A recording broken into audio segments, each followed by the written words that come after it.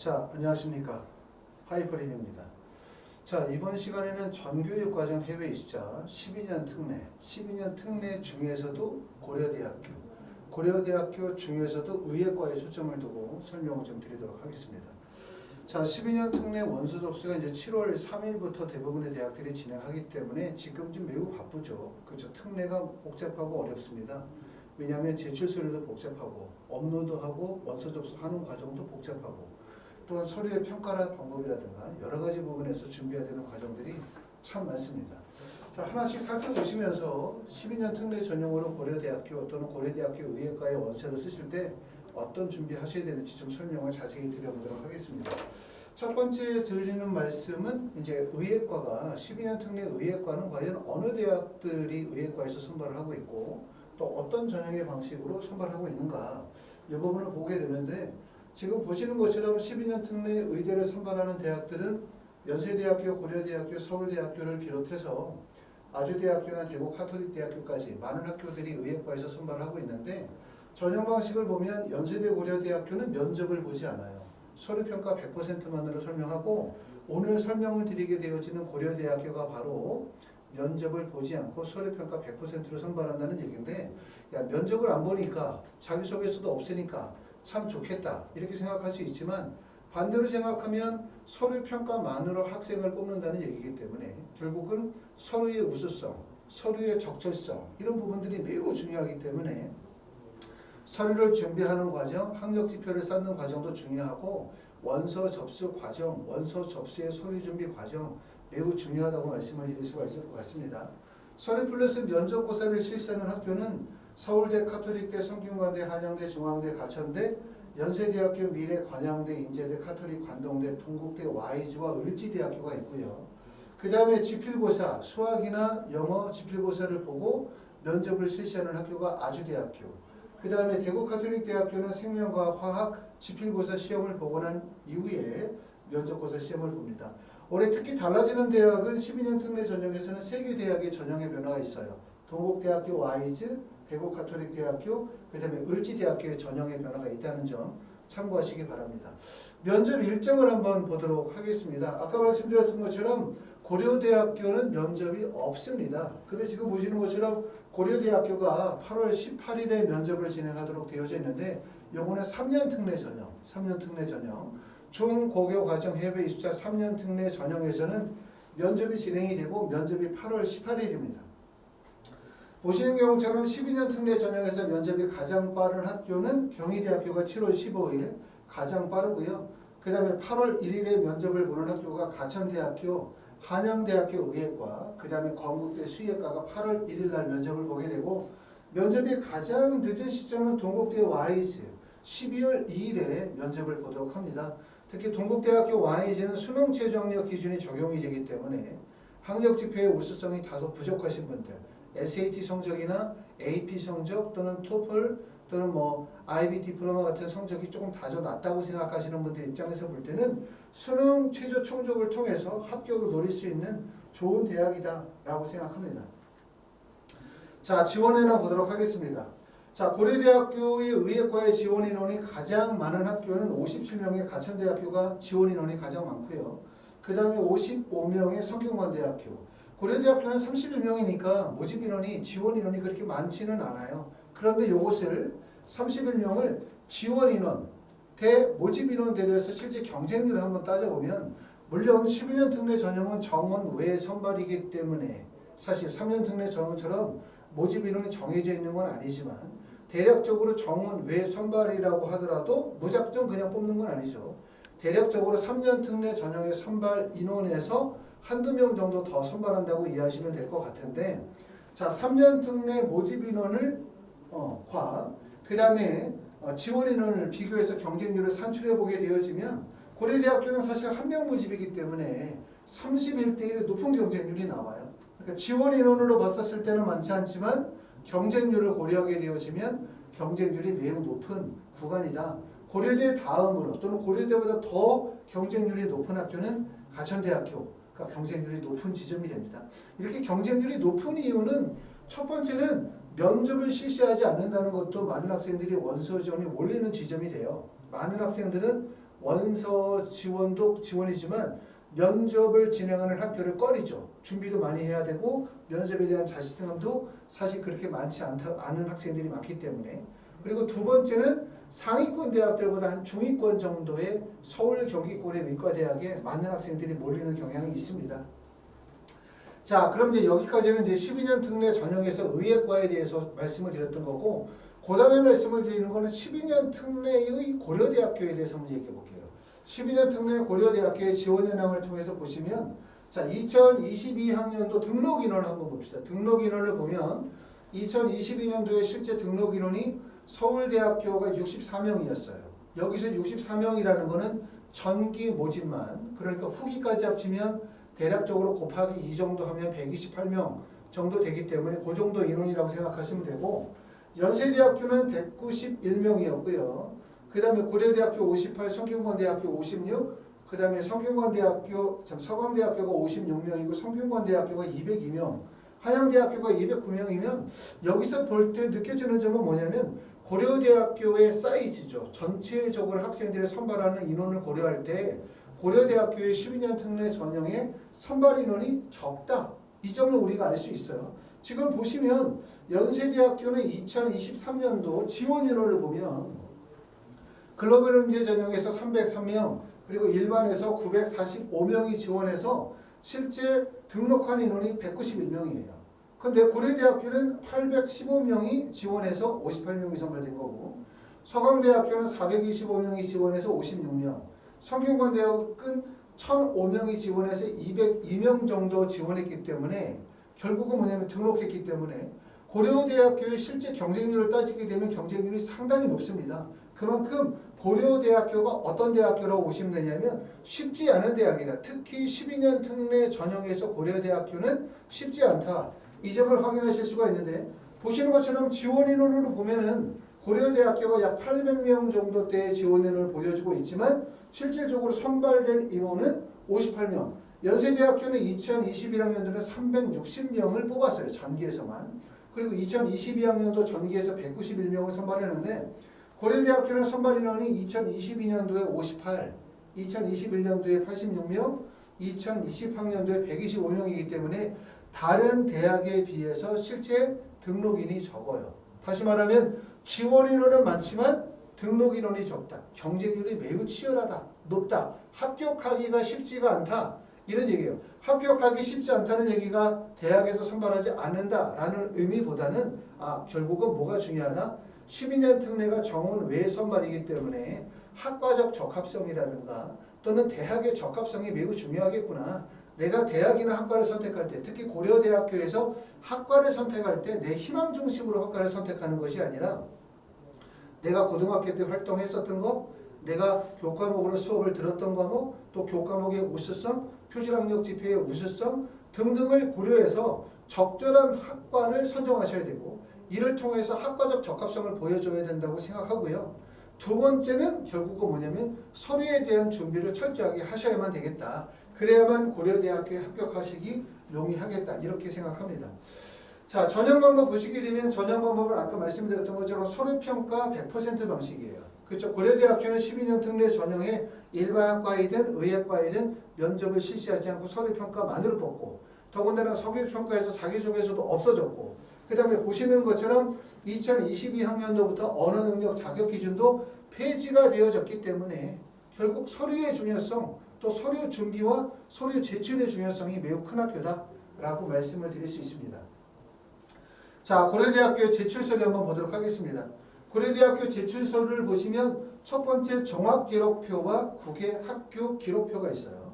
그리고 그 오른쪽에 보면 온라인 입력 후 일괄 출력하므로 지원자가 별도 제출할 필요가 없음. 자, 원서 접수하고 서류 제출할 때는 꼼꼼하게 내용을 다 체크하셔야 됩니다. 그리고 대학들마다 제출 서류가 다르다.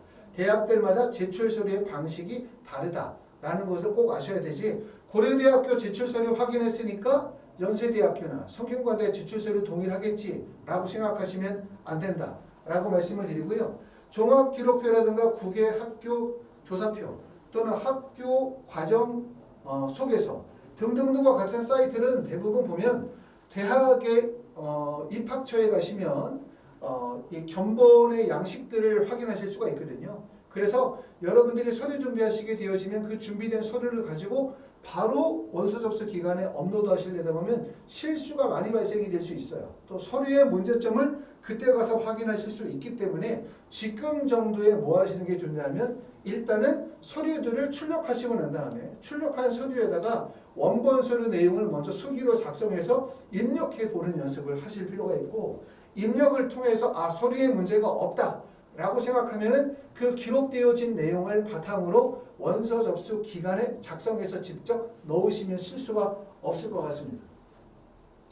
자, 초중학교 성적 재학 증명서, 고등학교 성적 재학 졸업 증명서 같은 경우는 국외 고교의 경우 성적 체계 자료를 반드시 제출해야 한다. 스쿨 프로파일을 의미한다고 말씀드릴 수 있고요. 활동 증빙 서류 목록표는 원서 접수 후 PDF 출력하여 활동 증빙 서류와 함께 한 개의 파일로 압축해서 파일로 제출하셔야 되고요. 활동 증빙 서류는 최대 10개 항목이며 A4 용지 20페이지 이내에서 제출. 이런 규칙들은 꼭 지켜주셔야 돼요. 아셨죠? 제출하셔야 되고요. 자, 그 다음에 포트폴리오 서약서. 포트폴리오는 이제 보시는 것처럼 디자인 조형 학부에 해당이 되고 있고, 학교 스쿨 프로파일, 학교의 규모라든가 특성이라든가 진학률 등을 판단할 수 있는 자료들을 제출해야 하고, 출입국 사실증명서, 여권사본, 사실증명 발급 신청서 및 위임장, 이런 경우에는 보통 제출 서류의 발행일자의 기준들이 좀 더 주어지는 경우들이 많습니다.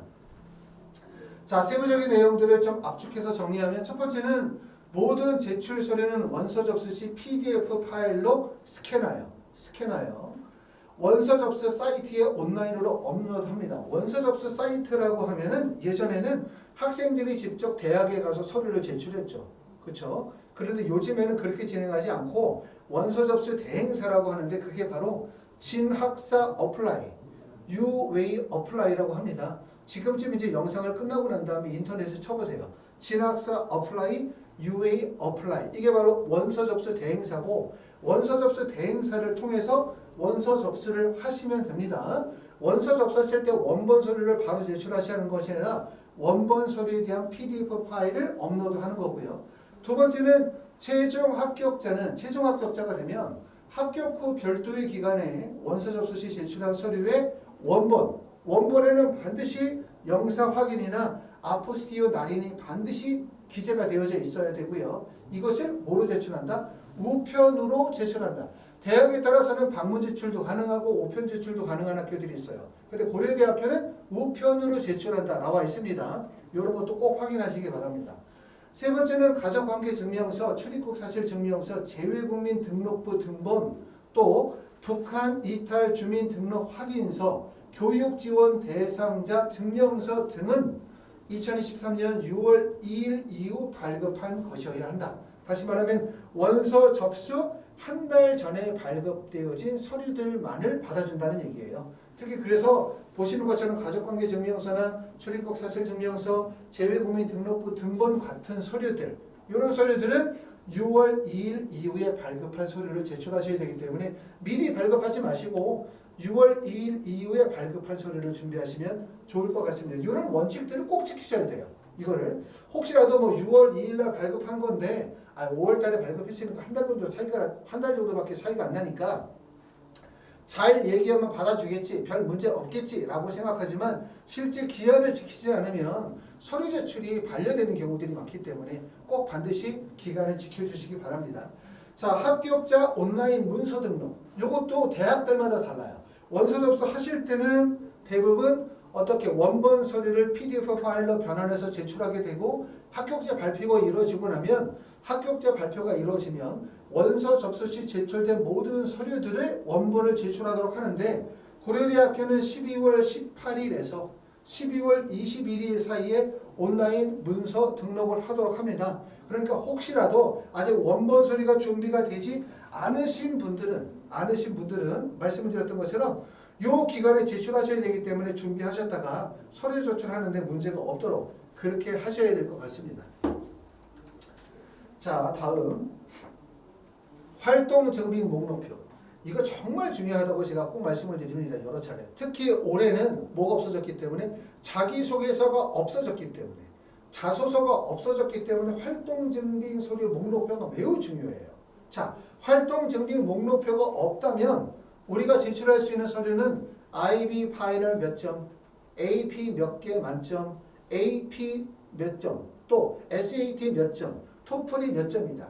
또는 뭐 HSK 몇 점이다. 토픽이 몇 점이다. 이런 성적 지표만이 제공이 되잖아요. 그렇죠? 근데 이런 활동 증빙 서류 목록표가 들어가게 되어지면 첫 번째는 학교 활동과 관련이 되어진 서류 발급이 이루어지게 되고, 두 번째는 본인의 진로, 본인의 전공과 어떤 적합성이 있는지를 보여줘야 돼요. 전공과의 적합성을 보여줘야 된다. 요즘 핵심입니다. 전공과의 적합성을 보여줘야 된다.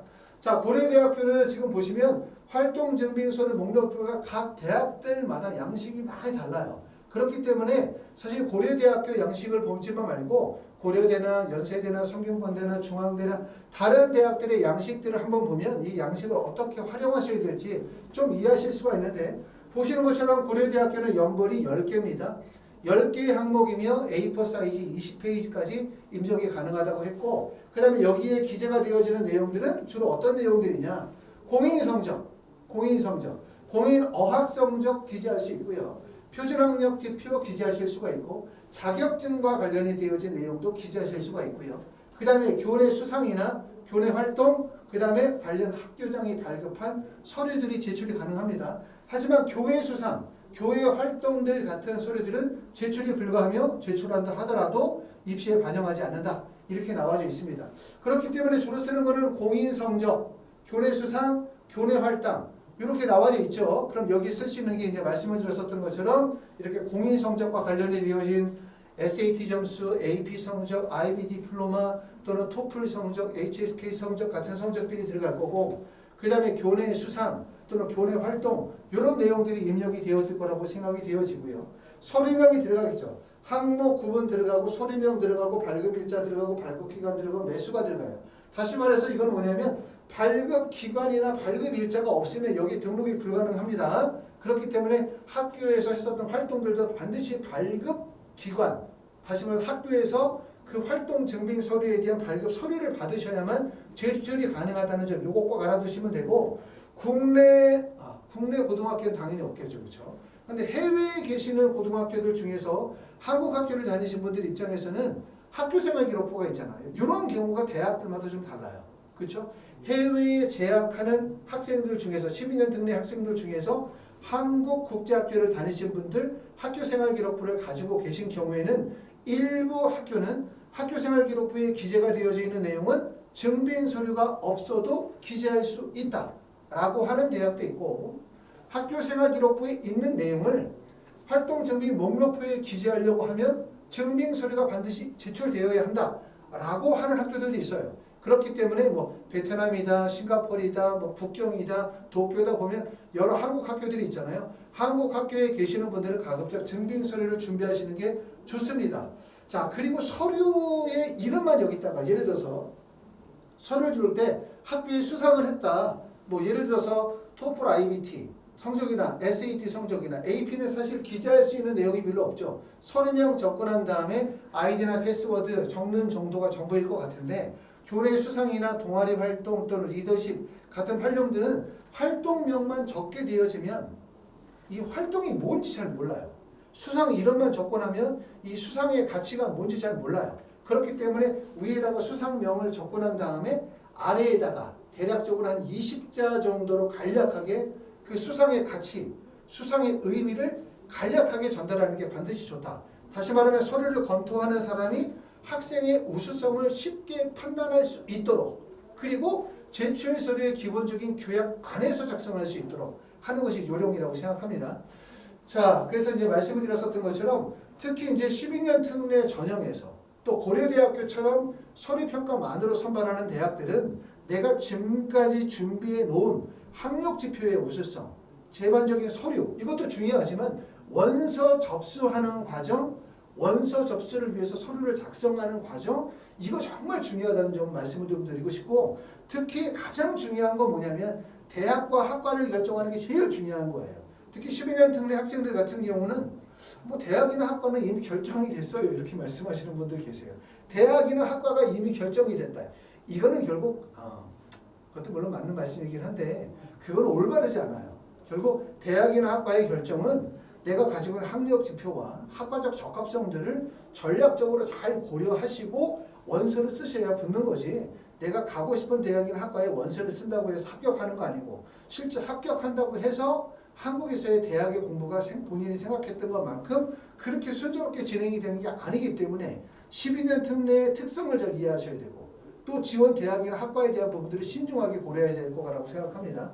자, 그래서 말씀을 드렸던 것처럼 12년 특례 전형은 정말 지금서부터가 중요해요. 대학이나 학과 결정하는 거, 서류 준비하는 과정, 이런 과정들이 매우 중요하기 때문에 쉽게 생각하지 마시고 신중하게 잘 고려하시고 준비하셔가지고 원하는 대학의 학과에 꼭 합격하시기를 바라겠습니다. 감사합니다.